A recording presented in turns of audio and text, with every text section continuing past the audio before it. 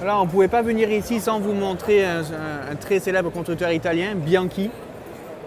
Et alors ils exposent sur leur stand les deux vélos de Wout van Aert, l'Ultra XR4 pour la route, vous voyez ici, et sa version cyclocross, le Zolder.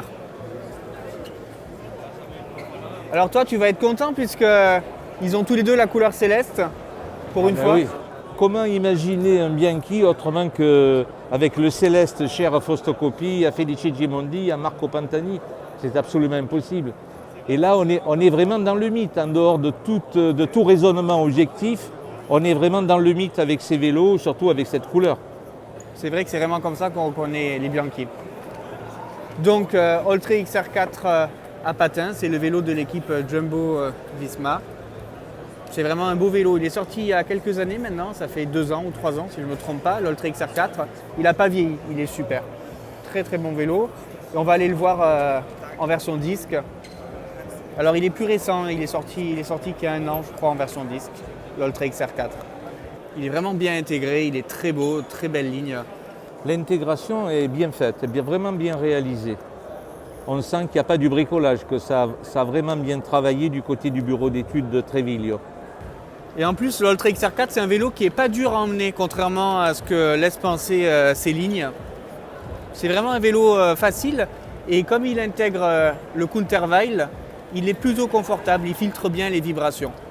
Et c'est un plus sur ce type de vélo. Alors Counterweil, on pourra en parler d'ailleurs, hein. C'est ce système révolutionnaire qui permet de limiter les vibrations et les chocs, oui, sans jamais nuire au rendement. Alors le Counterweil, en fait, c'est un matériau qui ressemble un peu à du gel, qui s'intercale dans la résine entre les diverses couches de carbone. Voilà, ça fonctionne très simplement comme ça, et ça permet d'atténuer les vibrations lors de la flexion du carbone sur les chocs. On va vous montrer le petit frère de l'Ultra XR4, l'Ultra XR3.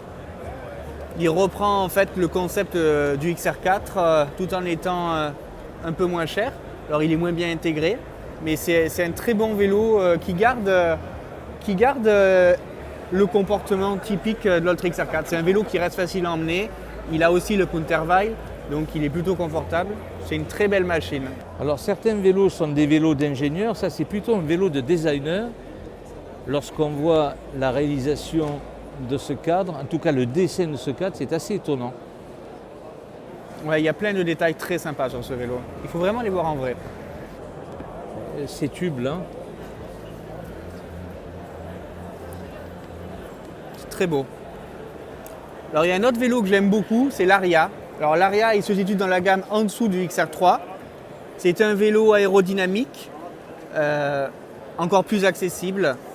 Il a une géométrie racing quand même. C'est un très beau vélo.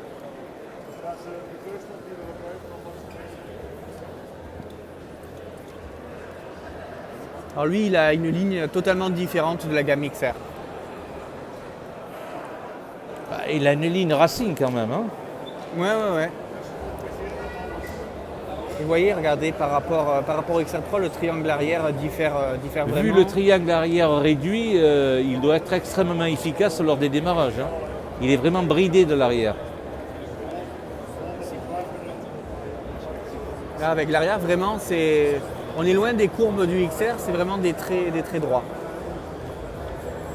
Alors, et le petit dernier de la gamme, c'est le Sprint. Alors, le Sprint, il est différent de l'Aria au niveau de la géométrie, puisqu'il est beaucoup plus soft. C'est un vélo qui sera plus catégorisé endurance ou grimpeur. Il a une douille de direction plus haute, il est slooping. C'est un vélo qui sera confortable. Ils sont beaux, hein, ces vélos. Il faut noter aussi la qualité de la peinture. Moi, je suis très surpris. Dans ce salon Vélo Folies, on se rend compte que la plupart des constructeurs ont énormément progressé au niveau de la qualité de la peinture. C'est vrai. Et c'est un plaisir. Et chez Bianchi, c'est vraiment manifeste, hein. Je trouve aussi ce qui est bien, c'est qu'ils sont un peu revenus, les constructeurs, de la mode des peintures mates qu'il y a eu là jusqu'à il y a 2-3 ans. Et on revient aux peintures brillantes qui semble assez épaisse d'ailleurs. C'est vraiment un plus pour le nettoyage des vélos et je trouve ça bien. Voilà le sprint. Maintenant, on va vous montrer les Infinito. Alors l'Infinito CV, vous le connaissez. C'est vraiment le vélo confort chez Bianchi. Il est utilisé par les coureurs professionnels de l'équipe Jumbo-Visma sur les courses comme Paris-Roubaix ou le Tour des Flandres. C'est un cadre confortable mais avec un très très haut niveau de rendement. Un super vélo. Très agréable à utiliser. C'est pas loin d'être le vélo parfait du cyclosportif. Voilà, et là maintenant, c'est tout nouveau. Vous avez sa déclinaison Infinito XE. Alors ça reste un Infinito dans la géométrie, dans la ligne, dans la finition. Par contre, il se veut plus accessif au niveau du tarif et au niveau de la géométrie.